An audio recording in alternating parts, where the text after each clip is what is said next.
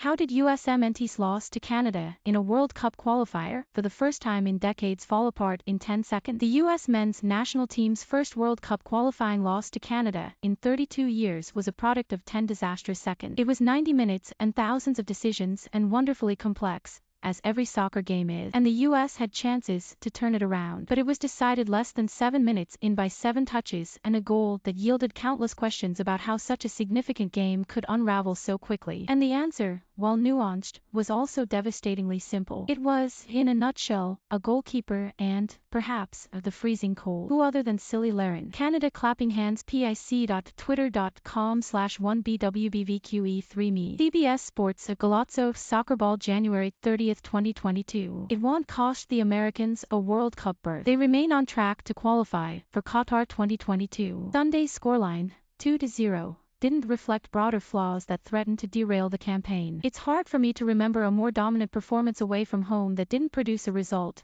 head coach Greg Berhalter said. That performance, though, was undone by an early mistake. 6 minutes into Sunday's match between CONCACAF's top two teams, the U.S. set up for its second goal kick of the afternoon. It tried to do exactly what it had done on its first. It dropped its center backs next to goalkeeper Matt Turner, pushed its fullbacks wide, and waited to see how Canada would react. When the Canadians positioned themselves to press, pushing strikers and midfielders high, preparing to pounce if the U.S. played short, Turner assessed his options and went long. A few minutes later, he and his teammates did precisely the same thing, until Turner swung his leg and didn't go nearly long enough. Matt Turner's goal kick didn't even reach midfield, about 15 yards short of Zardes.Five 5 seconds later. 1-0 pic.twitter.com/5pnp1nchx5. Henry Bushnell January 30, 2022. He aimed for striker Zardes. His goal kick reached neither Zardes nor midfield. An unchallenged Canadian defender, Kamal Miller, easily won it,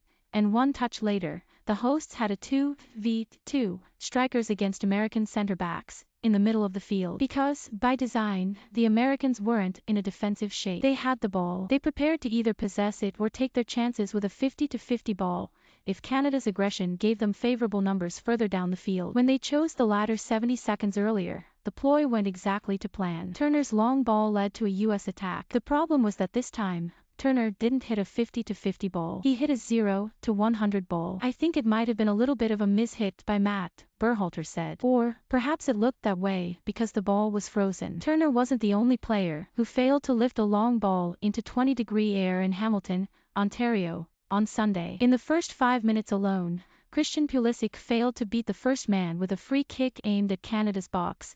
Canadian keeper Milan Borjan also hit an even worse goal kick. When temperatures get cold, soccer balls get rock hard and become more difficult to control, to caress, to curl, and to pump downfield. Wind can also kill them in the air. There was a bit of wind there, Berhalter said. Whatever the reason, Turner's clearance fell 20 yards short. It appeared, to some, that Zardes had been beaten to the ball, but had positioned himself next to Canada's right centre-back, Steven Vittoria. Turner's ball was so underhit that Vittoria never even stepped toward it. His defensive partner, Kamal Miller, waltzed to it ahead of Zardes, uncontested. And instantaneously, the U.S. was exposed, unprepared for an unexpected defensive transition. The middle of the field was gaping. What happened next looked like weak defending. It was a 1-2 combination, and they got around us, Berhalter said, matter-of-factly. I think it's avoidable. But it was all a function of the weak goal kick, which left U.S. midfielders and defenders scrambling. Mere seconds after they switched into scramble mode, before they'd a moment to pause and think, the ball was in the back of their net. A comeback was required. It never came. Instead,